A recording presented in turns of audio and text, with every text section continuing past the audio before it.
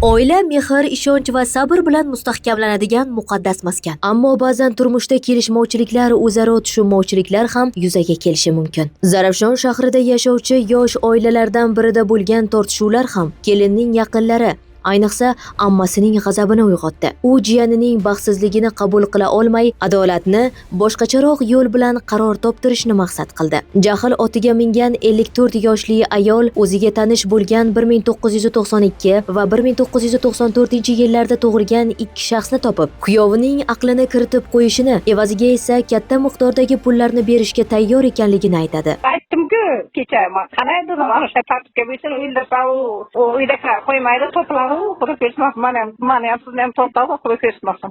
Nima deyapsan, ruhiy xasta bo'lib qolsan, tushundingizmi?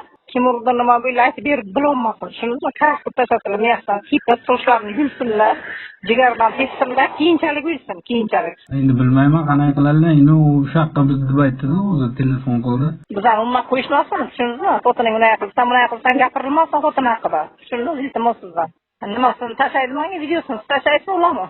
Navoiy viloyat ichki ishlar boshqarmasi xodimlari suiqasd sahnasini tashkil etib, video tasmalarga muhrlab, ijtimoiy tarmoq orqali ayolga jo'natishadi. Ayol esa hech tap tortmay video suratlarni xursandchilik bilan qabul qilib, suiqasd buyurtmasi uchun kelishilgan 40 million so'm pullardan 2 million 300 ming so'm pullarni yollangan shaxslarning kartalariga tashlab beradi. Navoiy viloyat ichki ishlar boshqarmasi hamda Zarafshon shahar ichki ishlar bo'limi tezkor qidiruv xizmati hamda Davlat xavfsizlik xizmati Navoiy viloyati bo'yicha boshqarmasi xodimlari tomonidan olib borilgan tezkor tadbirlar davomida ayol jinoyat ustida qo'lga olindi. Mazkur vaziyatda ichki ishlar organlari xodimlarining yuqori darajadagi kasbiy mahorati, sergakligi va tezkorligi natijasida inson hayoti va sog'ligiga qarshi qaratilgan navbatdagi mudhish jinoyatning oldi olindi. Hozirda mazkur holat yuzasidan O'zbekiston Respublikasi Jinoyat kodeksining 104-moddasi 2-qismi bilan jinoyat ishi qo'zg'atilib, dastlabki tergov harakatlari olib borilmoqda. Gumonlanuvchi fuqaroning xatti-harakatlariga nisbatan qonuniy baho berilib,